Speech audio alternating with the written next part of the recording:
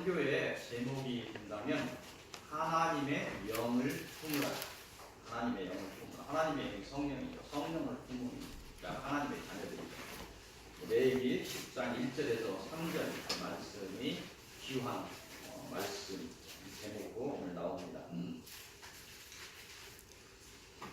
우리가 알고 있듯이 구약의 어떤 시대에는 하나님께서 우리를 인도하실 때 각종 권능이나 은사로서 직접 개입하시거나 하나님이 직접 개입하시는 시대죠. 구약의 시대는 또 하나님의 사자, 여호와의 사자 많이 나오고 천사로 보내죠. 하나님의 사자를 보내셔서 인류 구속에 인간의 구속의 섭리를 하셨습니다. 또 다른 개입을 보면 구약의 역사를 보면 하나님의 선지자들을 세웁니다. 많지는 않지만 하나님의 선지자들이 있었습니다. 그의 입을 통해서 하나님의 뜻을 드러내셨습니다. 신약의 시대에 들어오면서 주님께서 공생의 공적인 삶을 사신 3년의 기간에는 하나님 직접 사람이 되어 이 땅에 어린 양으로 오심으로 구약 시대의 통합적인 하나님의 권능이나 은사를 넘어서서 이 땅에서 성자 하나님으로 오셔서 직접 하나님의 권능의 힘과 말로써 우리의 구속의 섭리를 담당하셨습니다. 사도행전 1장을 보면 그 오신 성자 하나님 예수님께서 부활하신 후에 40일을 이 땅에서 계셨습니다. 부활하신 후에 40일을 계시는데 이 땅에 계시면서 제자들을 가르치시고 마지막 감람산에서 500여 명의 사람들이 보는 중에서 하늘에 올라가셨는데 그 마지막 하늘에 오르시기 전에 중요한 말씀을 하셨습니다. 그것은 성령의 세례를 받으라는 것이었습니다. 마지막 이 땅에서 하신 말씀은 사도행전 1장 8절 말씀입니다. 오직 성령이 너희에게 임하시면 너희가 권능을 받고 예루살렘과 유대와 사마리아와 땅끝까지 이르러 내 증인이 되리라 하시니라. 이 말씀이 사도행전 1장 8절의 말씀입니다. 성령의 세례를 받으라. 마지막 주님께서 하늘에 오르시기 전에 하신 말씀입니다.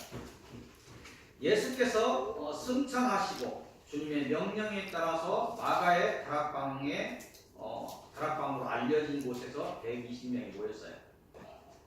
6월절에 지나서 50일 정도 순이 열을 의미합니다. 오순절인데 7번씩 7번 77절이라고 하는데 오순절 그날 그러니까 주님이 승천하시고 10일 정도 기도를 한 것 같아요.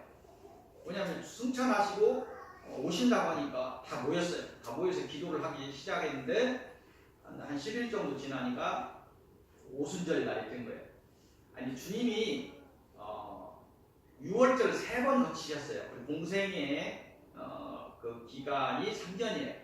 그래서 갈릴리 지역에서 6월절을 3번 지내려고 예루살렘으로 왔다 갔다 한 행적이 복음서에 나와 있는 거예요. 3년의 공생의 기간입니다. 그러니까 마지막 6월절 그 기간에 주님이 돌아가신 거예요. 3일 만에 부활하시고 40일 정도 부활의 몸을 입고 제자와 함께 제자를 가르치고 마지막에 사도행전 1장 8절의 말씀을 하시고 올라가셨어. 그러니까 이제 올라가신 모습을 보고 그 성도들은 금방 오시는 줄을 알았어. 주님이 금방 오시는 걸 알고 모여서 기도하기 시작하는데 10일 정도 이렇게 지나서 오순절이 됐는데 성령이 각자에게 임하였다. 그게 사도행전 2장 2절에서 4절 말씀에 우리에게 증언하고 있습니다. 2절에서 4절 말씀 보면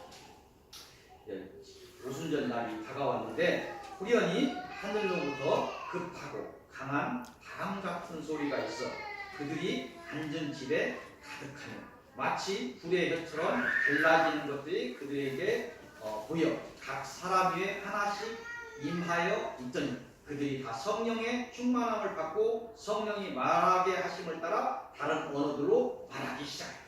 방언을 하기 시작했는데 이 성령은 그 전부터 있던 성령이 아니에요. 구약의 시대에는 여호와의 사자, 하나님 직접 개입하시거나 여호와의 사자, 선지자라고 하시거나 환상을 보거나 이렇게 하나님 직접 개입하셨는데 주님 올라가면서 내가 올라가서 성령이 오다.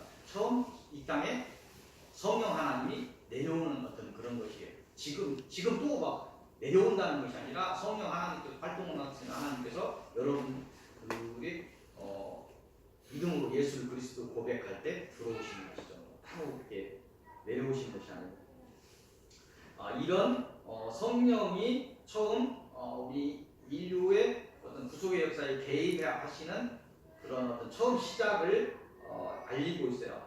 이때 강하게 어떤 역사들이 일어났다는 거예요. 하나님의 영이 신약의 어떤 시대에서 선지자를 세워서 그의 입을 통해서 하나님의 뜻을 드러내기도 하지만 구약의 시대와 다른 성령 하나님의 활동을 통해 구약처럼 신약에도 선지자가 없다 얘기할 수는 없어요. 선지자의 활동을 통해서 얘기하지만 주로 하나님께서 역사하시는 것이 무엇을 통해서 나왔냐면 성령 하나님의 활동을 통해서 하나님의 자녀에게 임재하시는 하나님께서 각자에게 하나님의 뜻을 드러내시고 구속의 섭리를 담당하시죠.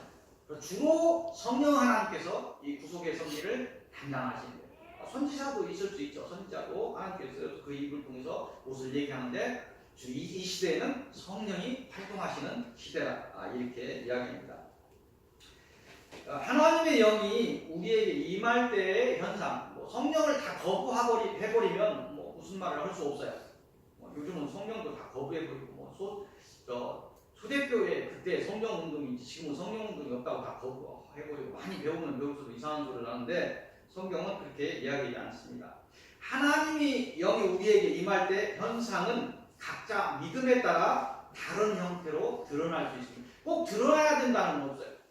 근데 사람의 성격에 따라서 여러 가지 현상들이 드러납니다. 그런 현상들이 꼭 있어야 된다 중요한 것은 아니고 뜨겁게 불을 받은 것처럼 성령 임할 때 그렇게 받는 사람도 있어요. 치료가 직접 일어나면서 받는 사람들도 있고 여러 가지가 있죠. 하나님께 의지하여 성령의 어떤 임재를 느낄 때 보면 하나님께 의지하여 깊고 강한 어떤 기도를 주님께 의지하고 예수 그리스도로 고백하고 마음으로 믿고 입으로 시인하면서 강한 기도를 하다 보면 하나님이 우리 안에 임재하실 때 어느 순간 몸에 뜨거움을 느낀다든가 병이 치유된다든가 혀가 꼬이며 방언이 시작된다든가 하는 등의 현상들을 드러날 수 있다는 거죠. 다 드러난다 이런 것은 아니에요. 사람에 따라서 은혜에 따라서 그 기도의 깊이에 따라서 다 다른 현상으로 드러나죠. 즉 하나님의 영이 우리에게 임하실 때 하나님의 특별한 은혜들이 그 은혜들인 하나님의 권능이나 은사들이 같이 임할 수 있다. 꼭 와야 된다. 성령이 임하는 것은 안 보이죠. 안 드러나죠. 그런데 하나님께서 같이 하는 어떤 은혜들이 사람에 따라서 은혜에 따라서 있을 수 있다는 것입니다. 그 믿음에 따라서 또는 어떤 사명에 따라서 각각 다른 형태로 드러나게 됩니다. 보통은 하나님의 영이 우리 안에 임재하시기 위해서는 사단의 영이 쫓겨가죠. 하나님의 영이 임하기 위해서는 깨끗함을 입어야 돼요. 가장 먼저 하시는 것이 고백하게 하시고 회개하게 하시고 회개의 마음을 주시고 그러면서 성령이 임하는 그런 현상이 일어납니다. 그러면서 사단에 잡혔던 몸에서 평강, 하나님이 주시는 저 같은 경우는 20대 초에 불면증으로 고등학교 때부터 불면증으로 잠을 거의 못 이루고 죄송한 얘기지만 너무 힘드니까 고등학생이면서도 너무 힘드니까 술도 한 잔 먹고 너무 잠을 못 자니까 그렇게 어려운 시절을 지냈어요. 근데 20살 말인가 21살 초인가 이때 이제 강하게 하나님의 영이 임하는데 한 달 정도 그냥 끝없는 평강이 밀려왔어요. 그러면서 불면증이 사라지는 평강이 밀려옵니다. 그런 거 체험, 이게 다 정답이라는 것이 아니라 사람에 따라서 어떤 체험이 있을 수 있다는 그런 일이 평강이 밀려오는 이론들도 기본적으로 오는 것이 평강이 와야 되는 것이 기본적입니다. 그런 현상들이 감지될 수 있다. 이거를 이야기합니다. 그러니까 그런 어떤 은사나 그런 것을 넘어서 가장 우리가 우리 안에 성령이 임재하고 우리가 성령을 품어야 되는 이유는 가장 기본되는 이유는 뭐냐면 우리가 하나님의 사람이라는 증거가 우리 안에 있게 된다. 성령이 있게 되면 그런 증거들을 사람에 따라 다르지만 불면증 있는 사람 불면증도 치료고 병 있는 사람 병도 치료고 갑자기 이렇게 달라지는 서서히 자기도 모르게 사람에 따라 급한 사람은 급하게 체험도 하지만 서서히 나중에 자기 모습이 달라져 있는 다른 사람 하나 이렇게 품는 거 용서하는 것도 달라져 있는 그런 것들을 느낄 수 있게 되는 그런 증거들이 나중에 서서히 생기게 된다는 것입니다. 하나님의 사랑이라는 증거가 나 스스로 알게 된다는 것. 다시 말해서 사단이 자기 것이라고 표시하는 그 짐승의 표현, 세상 사람이 귀신이라고는 그런 어떤 영체인 것들이 들어와서 우리를 막 힘들게 하고 막 불만을 분노를 내게 하고 우울에 잠기게 하고 음란하게 하고 막 돈을 쫓게 하고 그런 것들이 이게 원래 있었던 것이다. 그렇게 생각하면 안 돼요. 그런 걸 여러분들 아시겠지만 절제시켜놓고 하나님의 이름으로 이렇게 몰아내고 성령의 어떤 품성들이 오게 되면 사람들이 달라지는 거예요. 서서히 한 번에는 달라질 수 없는데 서서히 하나님의 성품으로 성화되어 간다고. 갑자기 오늘 교회 나왔는데 갑자기 예수님처럼 바뀔 수는 없어요. 1년 다니고 2년 다니면 예수님처럼 예수님 성품처럼 닮아가는 것이죠.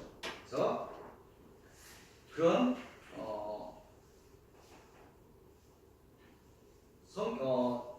하나님의 성품으로 변화되는 이런 것들이 우리가 하나님의 영을 품어야 되는 귀중한 이유죠. 그래서 우리가 알든 모르든 간에 사단의 영에 잡혀서 했던 그런 품성들이 사라지고 성령의 임재 속에서 하나님의 품성으로 바뀌는 거예요. 그래서 나를 싫어하고 나를 험담하는 사람까지 품고 그를 위해서 기도할 수 있는 사람, 이타적인 사람이 나를 사랑하는 사람만 사랑하는 것이 아니라 나를 사랑하지 않는 사람도 품을 수 있는 그 마음을 하나님께서 주신다. 그래서 이제 그런 증거를 이렇게 듣고 보면 우리가 하나님의 사람이라는 증거, 성령이 우리 안에 들어와 있다는 거예요. 그런 이유 때문에 우리가 하나님의 영을 품어야 됩니다. 하나님의 영을 품으라는 그 말씀은 권고가 아니고 명령입니다. 또한 하나님의 영을 품은 자들은 그 영을 주님의 날까지 지키기 위해 더욱 하나님을 의지하고 날마다 자신의 신앙을 점검하며 주님의 제자가 되어 맡은 사명을 감당해야 하는 것입니다. 오늘 설교를 통해서 여러분들에게 임재하시고 계시는 성령이 얼마나 귀한 것인가를 깨닫는 그런 시간들이 되시기를 빕니다. 여러분 모두가 오직 하나님을 사랑하시고 하나님이 주신 그 사랑과 하나님이 주신 여러 품성을 품고 사용하셔서 마침내 그 영적인 고난을 이기고 승리하시기를 빕니다. 오늘 서론의 말씀은 민수기로 갑니다. 레위기 다음에 민수기가 있습니다. 민수기 1장 1절에서 46절까지 전체 말씀을 봅니다. 이 말씀을 통해서 민수기 1장의 말씀을 통해서 하시는 말씀은 싸울 만한 자가 되라 이렇게 이야기합니다. 이 내용은 뭐냐면 이집트 애굽에서 나온 후에 이스라엘 민족이 둘째 달 첫날 이게 뭔 얘기냐면 처음 나와서 2년이 좀 못 되는 해까지 시내산에서 도착해서 10계명을 받고 10가지 규칙들을 받고 뭘 이렇게 조직을 이렇게 하고 이렇게 하고 마지막 단계 떠나기 위해서 마지막 단계 광야로 나가기 위해서 진군하기 위해서 마지막 단계쯤에 그래서 둘째 달 첫날 광야에 나온 애굽에서 출애굽한 지 2년째 되는 해 둘째 달 첫날에 하나님께서 명령을 하세요. 민수기가 백성 민자 숫자예요. 백성의 수를 기록한 것이 민수기예요. 그래서 민수기 처음하고 저 뒤쪽에 가면 백성의 수를 2번 해야 돼요.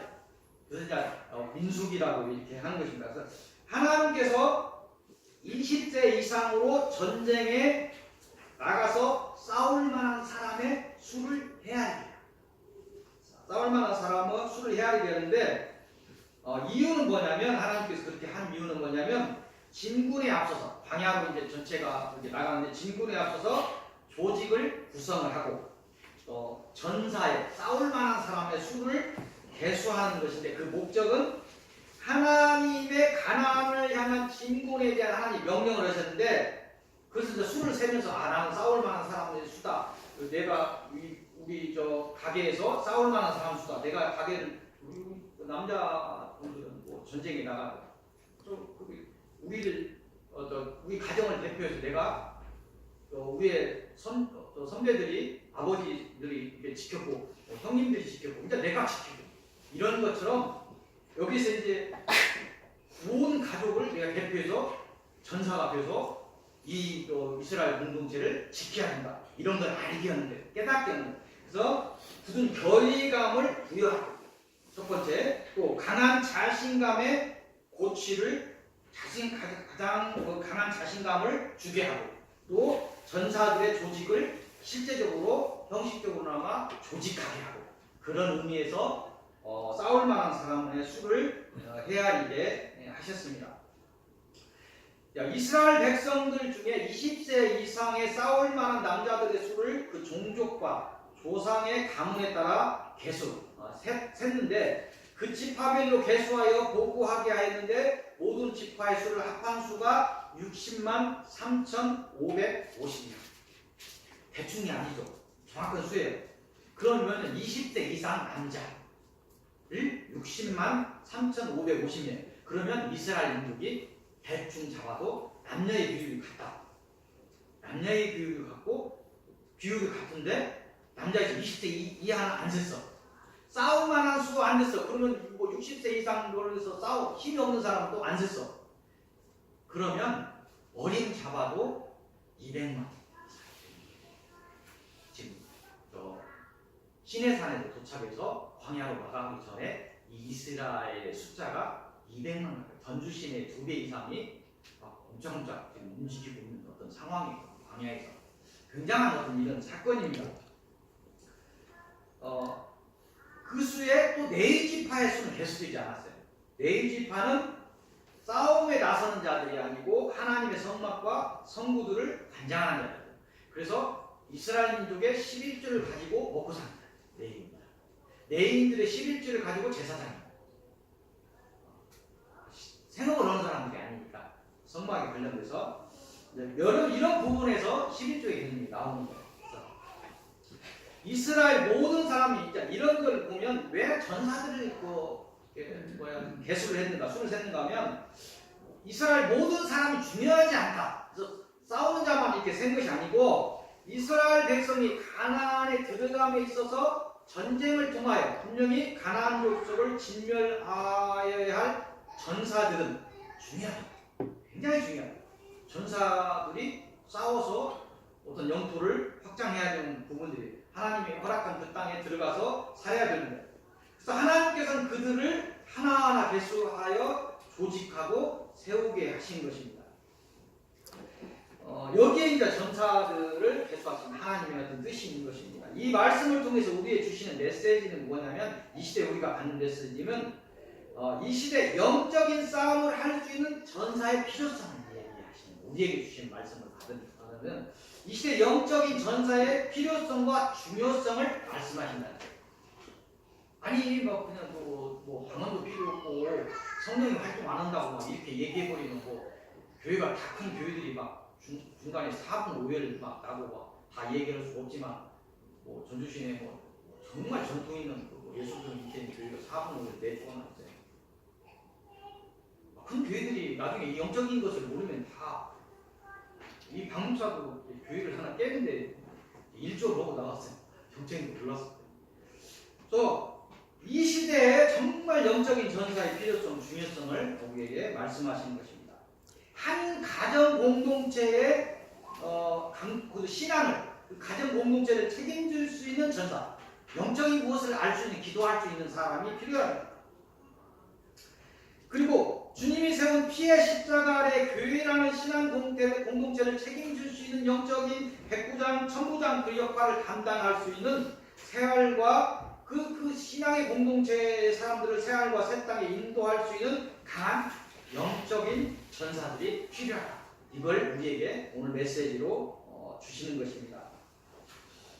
우리가 무엇을 바라고, 여러분들이 무엇을 바라고 이처럼 긴 시간 동안 영적인 훈련을 하고 있습니까? 우리 권사님과 3년이 넘게 형제도 기도했어요. 형제간을 놓고 기도했는데 옆에 이제 결과로 옆에서 오빠가 다 앉아 있어요. 얼마나 더 기쁘겠습니까? 그래서 이제 이런 누구의 내가 이게 나오는 그런 것들이 그냥 있는 것이 아니구나. 누구의 기도가 있었구나.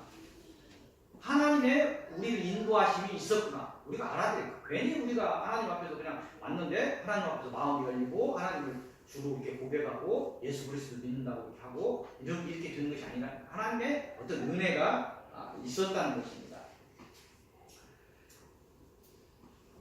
그런 은혜 속에서 우리가 지금 서귀교회 성도들이 많은 시간 기도하고 이런 것들 왜 이런 영적인 훈련을 하는가 이렇게 보면 내가 사랑하는 가족과 형제와 친족들과 우리가 기도하고 있는 사람들의 생명을 지키기 위해 우리가 지금까지 견뎌왔습니다.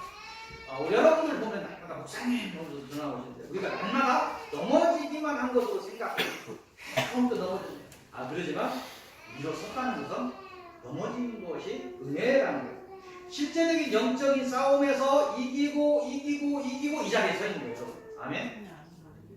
아니 안 이겼으면 이 자리에 설 수 없는 것이죠. 그래서 감사함이에요. 우리가 지기만 한 것이 아니고 계속 이겼다. 계속 졌다고 생각하면 부정적인 생각이지만 계속 이겨서 이 자리에 서 있는 것입니다.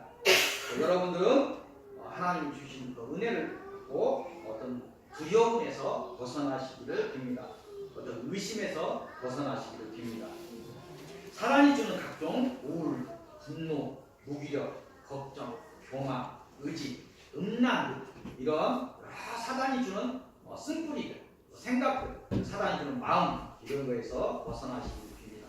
하나님의 자녀인 여러분들께서 오늘 감사의 중요성을 하나님께서 말씀을 하십니다. 그 감사를 통해서 평강이 임하기를 빕니다. 하나님의 사람은 감사하는 자라. 그래서 어느 때를 떠나서 감사할 수 있는 자는 평강이 임한다는 거예요. 또한 하나님에 대한 사랑이 충만하시기를 하나님께서 말씀하십니다. 그런 하나님이 주시는 사랑을 충만하게 받으시기를 바랍니다. 그 사랑이 이 땅에서 긍휼의 마음을 얻어서 더욱 풍성하게 나누어지기를 빕니다. 이런 진리를 알고 사용하시는 여러분은 이미 하나님의 전사들입니다. 하나님의 전사로 수의 헤아림을 받으신 서귀교회 성도 여러분 모두가 여러분 더욱 하나님을 의뢰하시고 날마다 승리하시기를 빕니다. 오늘 본론의 말씀은 민수기 6장으로 갑니다. 민수기 6장 1장에서 조금 넘기면 6장 1절에서 21절까지입니다. 조금 시간을 배려해서 조금 천천히 얘기했는데 조금 빨리 가겠습니다. 이곳을 통해서 거룩한 자가 되라 이렇게 말씀하십니다. 이 본문의 내용은 뭐냐면 나시린의 법에 관한 것입니다. 이곳의 내용은 하나님의 명령에 의해서 나시린으로 살아가야 하는 어떤 사명자나 이런 사람에 대해서 이야기하는 것이 아니고 스스로 나시린의 삶을 서원하고 내가 어느 기간 내가 지금까지 살아왔는데 한 번도 거룩한 삶을 못 살았습니다. 60평생에 이번 3개월 만이라도 한 달 만이라도 1년 만이라도 나시린처럼, 구약의 나시린처럼 거룩하게 한번 살아보겠습니다.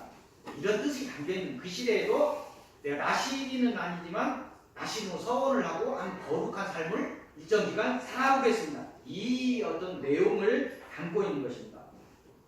어떤 기간 동안에 나시린에 서원하고 영육간의 거룩함을 유지하려는 자가 어떻게 헌물을 드리고 어떻게 번제를 하고 그 기간을 지내는가, 이런 것입니다. 21절을 보면 서원한 나시린이 자기의 몸을 구별하는 일로 말미암아 여호와께 헌물을 드림과 행할 법이다, 이렇게 이야기합니다. 그 이외에도 힘이 미치는 대로 하려니와 그가 서원한 대로 자기의 몸을 구별하는 법을 따라 할 것이라, 이렇게 21절에 되어 있습니다. 오늘 본문을 요약하고 있는 것입니다. 실제적인 나시린의 구별법은 정한 기간 동안에 자기가 정하는 거예요. 이거 하라고 하는 것이 아니에요. 자기가 스스로 정하는데 정한 기간 동안에 포도주나 독초나 독주를 멀리하고 또 머리를 자르지 않으며 죽음의 장소나 시체 같은 부정한 것에서 자신을 멀리하는 것. 구약의 시대를 지금 얘기하는 것입니다. 8절을 보면 자신이 스스로 자처하여 나시린이 되는 것이지만 구별되는 동안 그는 여호와께 거룩한 자가 된다.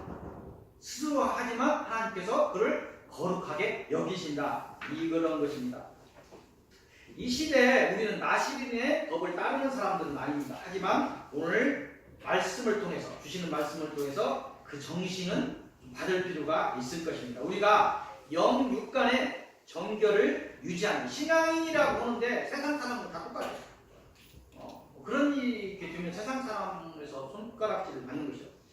영육간의 정결함을 유지하는 것이 중요하다는, 내주하시는, 우리 안에 계시는 성령께서 탄식하는 일이 없도록 하나님의 성품을 품고 사용해야 할 것입니다. 그리하여 하나님의 영이 탄식함으로 우리를 떠나는 일이 없도록 해야 할 것입니다.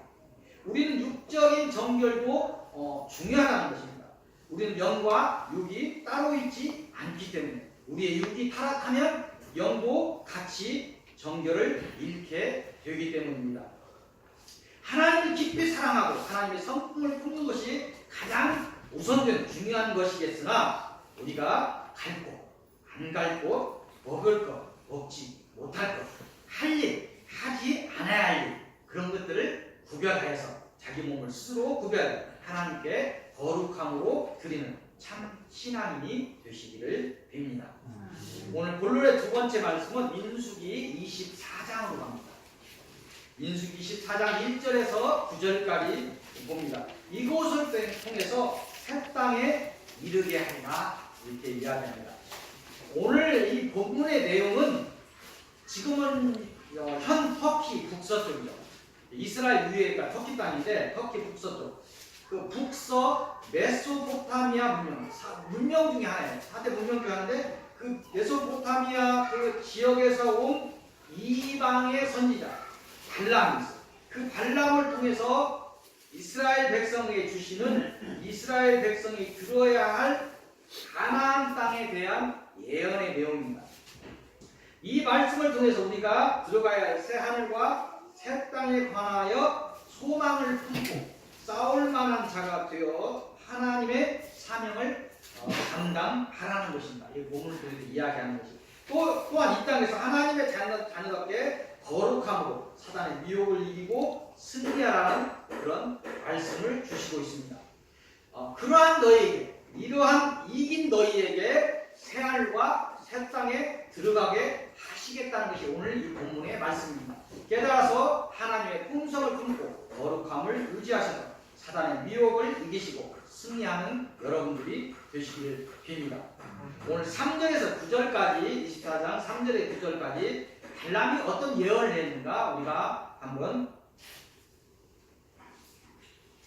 제가 한번 봉독함으로 여러분 귀를 열고 들어보시기 바랍니다.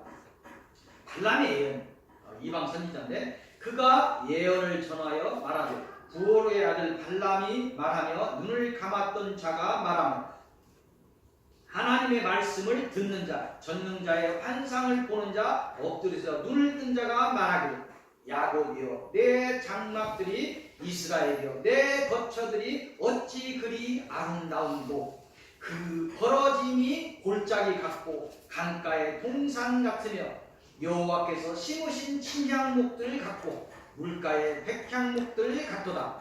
그 물통에서는 물이 넘치겠고 그 씨는 맑은 물가에 있으리로다. 그의 왕이 아갑보다 높으니 그의 나라가 흥왕하리로다. 하나님이 그를 애국에서 인도하여 내셨으니 그 힘이 들소와 같도다. 그의 적국을 삼키고 그들의 뼈를 꺾으며 화살로 쏘아 꿰뚫으리로다. 꿇어 앉고 누움이 숫사자 같고 암사자와 같으니 일으킬 자 누구이랴. 너를 축복하는 자마다 복을 받을 것이요 너를 저주하는 자마다 저주를 받을지로다. 발람이 예언했는데 이스라엘 민족에 대해서 가나안 땅에 들어가서 지금 이스라엘 그 땅에 들어가서 살 이스라엘 민족에 대해서 예언을 하고 있는 굉장한 어떤 예언을 하고 있는 것입니다. 오늘 결론의 말씀은 오늘 처음 봤던 레위기 10장 처음 1절에서 7절까지의 말씀을 보도록 하겠습니다. 이 말씀을 통해서 하나님의 영을 품으라. 처음에 서론 전에 결론에 대해서 하나님의 영에 대해서 얘기했는데 이곳의 내용은 뭐냐면 제사장 아론의 아들이 넷이 있는데 그 아들 중에서 나답과 아비후가 하나님이 허락하지 않은 불을 사용하여 분향하였다가 진노를 받게 되었다. 그래서 이제 레위기 16장 12절을 보면 하나님의 그 분향 불이 지성소 들어가기 전에 성소 앞에 분향단이 있어요. 분향단에 불이 있고 제단 처음 동쪽으로 이렇게 들어와서 동물 제사를 지내는 거기에 번제단이 있고 불이 두 군데 있는데 이 분향단의 불은 이 번제단에서 그 불을 향로에 담아서 이 분향단에 불로 채우고 그 어떤 향을 사용해서 가루로 된 향을 사용해서 향을 풍기게 되어 있는데 이 나답과 아비후가 하나님께서 허락하지 않은 불, 그래서 이 번제단에 있는 불이 아니고 집에서 가져왔든지 자기 편의대로 불을 사용한다. 그래서 다른 불을 사용했다가 진노를 받게 해서 죽었다. 이것을 알리고 있습니다. 이 결론과 이건 그 내용이 이제 간단한 것이니까 이 결론을 같이 내는데 이 결론과 합해서 전체적인 어떤 결론을 내린다면 우리를 향해 이 시대는 영적인 싸움이 치열한 시대임을 말씀하시는 것이면서 싸울 만한 자가 되라 이렇게 이야기합니다. 이 시대는 영적인 힘이 없어 죽어가는 시대라고 말씀하십니다. 자신의 생명이나 하나 지키지 못하는 그런 영적인 지혜 없은 것, 영적인 권세가 없어 죽어가는 시대라는 것입니다. 하나님의 뜻을 따라서 생명을 품으시고 하나님이 주시는 지혜와 은사와 권능을 받아서 이기시기를 빕니다. 또한 하나님께서 이 사명을 감당하는 영적인 싸움을 위해 더욱 거룩함으로 자신을 무장하라고 말씀하십니다. 이 영적인 싸움을 최종적인 승자는 이 영적인 싸움의 최종적인 승자는 계속 말씀하시는 것이지만 24시간 기도하는 자가 아니고 하나님의 거룩한 품성으로 무장하는 자가 이 영적인 싸움을 이기는 자가 될 것이다 이렇게 이야기합니다. 이러한 자들이 하나님의 세우신 거룩한 땅 새하늘과 새하늘과 새하늘에 들어갈 수 있게 된다 말씀하십니다. 그리고 하나님께서 여러분들에게 반드시 우리를 향해서 새하늘과 새 땅에 들어가게 하겠다 이렇게 약속을 하고 계십니다. 하지만 우리가 알아야 할 것은 뭐냐면 이 모든 것이 되기 위해서는 레위기 10장의 오늘 결론의 말씀처럼 다른 불을 사용해서는 안 된다. 오직 하나님이 허락하시고 내주하시는 하나님의 불을 성령을 우리 가슴에 품어야 된다는 것입니다. 우리 하나님의 불인 하나님의 영을 품고 하나님의 자녀로 성령의 인침을 받는 것이 신앙의 기본이며 첫 시작이 우리가 되어야 하는 것입니다. 우리가 사람들이 잘 모르는데 우리가 성령의 인침 없이도 사단의 미혹에 속아서 싸울 만한 자인 것처럼, 자기가 무슨 선지자인 자인 것처럼, 자기가 뭐 영권의 사람인 것처럼 이렇게 생각할 수 있다는 거예요. 미혹에 속으면. 그 사단이 주는 종교심으로 거룩한 자가 된 것처럼, 성령이 없이도 사단의 영이 들어서도 하나님의 영이 있는 것처럼 거룩한 자처럼 느낄 수 있다는 거예요. 분별해야 되는 거예요. 또 우리가 하나님의 영을 품었는가, 사단의 영을 허락하였는가, 우리가 분별할 수 있는 것은 우리가 영적으로 우리가 자신을 냉철히 쳐다보면서 우리가 감사한 자가 되었는가, 우리가 날마다 사랑과 온유함과 평강의 길로 점차 변화되고 있는가, 우리의 육이, 우리의 몸이 우리가 조금씩 사단에 찌었던 몸들이 치유되고 있는가, 이런 걸 우리가 우리 자신을 보면서 느껴야 된다는 거예요. 끊임없이 우리에게 어쩌다 화를 한번 낼 수도 있지만 끊임없이 계속해서 1년 연수다 분만 내리고 있다 오는 사람이 그 안에 하나님의 영이 있다 이렇게 장담한다는 것은 어려운 얘기다. 이런 변화가 우리가 감사해가 일어나고 평강이 일어나고 하나님의 사랑과 온유함과 평강이 점차 이렇게 우리가 조금씩 나아지고 우리의 몸이 서로 치유되어가고 이런 변화가 일어나지 않는다면 그는 그 안에 하나님의 영을 품었다 장담할 수 없는 그런 자가 되는 것입니다. 병이 더욱 깊어가며 죽어가는 자는 하나님의 은혜를 받는 자가 아닙니다. 하나님의 성품이 아닌 사단의 쓴뿌리를 드러내는 자는 사단의 종일 뿐입니다. 먼저 엎드리시고 회개의 시간을 갖기를 빕니다. 모든 의지와 계획과 내 자아를 내려놓고 하나님의 인도를 받으시기를 빕니다. 오직 하나님의 영을 사모하시고 하나님의 품성을 사모하시기를 빕니다. 그래야 하나님의 영을 품으시는 여러분들이 되시기를 빕니다. 그렇게 된다면 여러분은 모두가 싸울 만한 자가 될 것입니다. 모두가 거룩한 자가 될 수 있을 것입니다. 그래야 하나님의 나라에 입성하는 여러분들이 되실 수 있을 것입니다. 마지막 주님이 오시는 그날까지 하나님의 불인 성령을 품으시고 그 성령의 인도하심으로 그 복이 여러분들의 것이 되시기를 빕니다. 기도하시겠습니다. 네, 하나님 감사합니다. 하나님의 영을 품으라 말씀하셨습니다. 이 시대에 성경에 말씀이 없어 죽어가는 것이 아니고 영을 분별하지 못하여 죽어간다고 말씀하십니다. 저희에게 지혜를 주시고 또 영적인 힘도 주셔서 분별하게 하시고 또 저희가 이 영적인 싸움에서 반드시 이겨서 나를 지키고 내 가정을 지키는 자 되게 하옵소서. 내 형제를 하나님의 생명의 땅으로 인도하는 저희들이 되게 하옵소서. 한량없는 은혜를 베풀어 주옵소서. 주 예수 그리스도 이름으로 기도하옵나이다. 아멘. 400